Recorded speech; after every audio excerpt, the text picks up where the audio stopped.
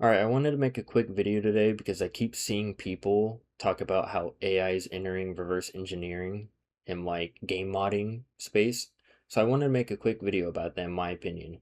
Like, for example, I think AI is great at writing code, right? It's just not good at doing assembly or binary, stuff like that. Because we've seen it. It can write essays, stuff like that. Definitely code. Is it good code? That's questionable. That's for another video. But from what we know, that it can write code. But let's think about it. AI is still a tool. We're not at that point where it can just take off and do whatever you want in one prompt. We're close, but we're not there. So if we just take a moment and think about it, if we enter AI into this space now, it's going to be more trouble than it is worth. And what I mean by that is I've tried it and so have other people. Like, for example, I made a script.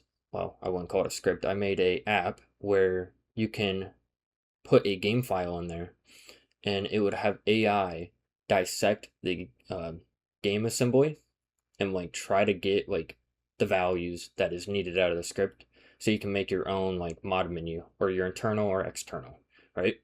Sounds great. Sounds like it could do it. And it could do it, but just not right now. Because what ended up happening was hallucinations.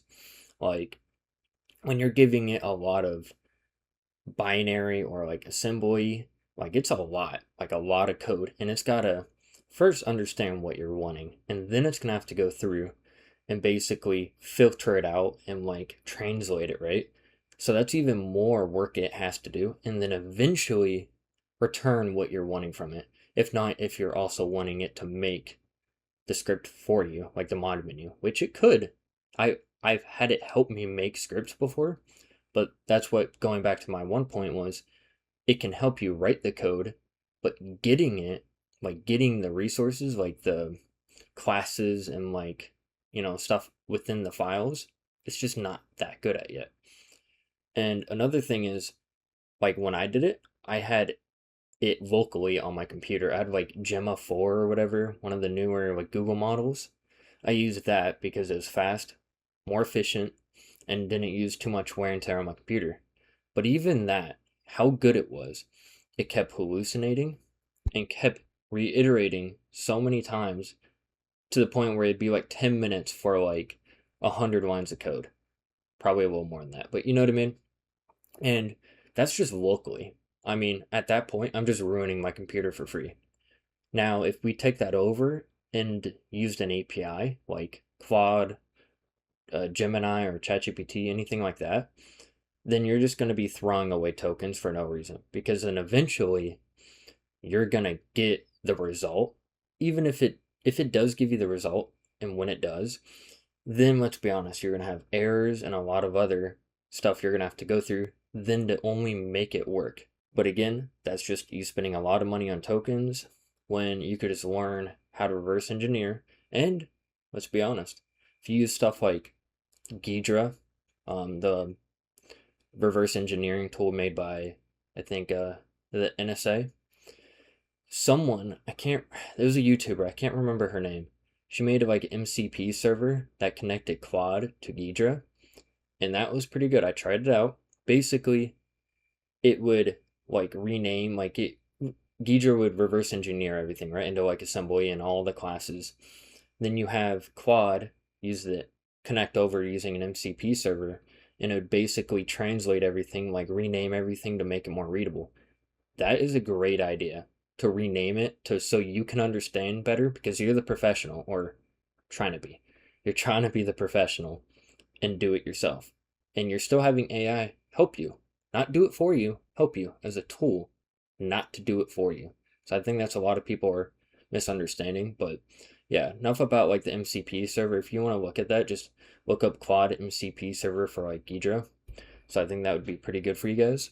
Another point I want to make is when making these mods, either if you're doing like skins or anything like that, which is like acceptable by the game, sure, whatever.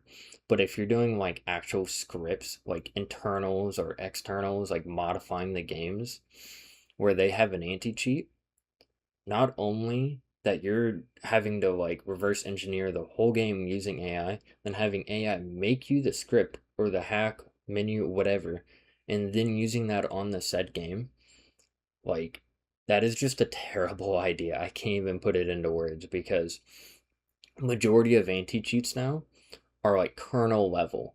So unless you spend days upon days like reinforcing the AI code to make it like bulletproof or like undetected, which to be honest, no like hack is undetected. Eventually you're gonna get caught, you know what I mean? Through if the game's updating and whatnot. Again, another topic, but eventually or really quick because AI doesn't know. Like it just knows how to write it. Like it's never been taught to yeah, let's make this undetected, you know what I mean? It just knows how to write it. So eventually you're gonna get caught and get banned and then have to make a new account or spend more money. And like me, I don't like spending money, so there you go.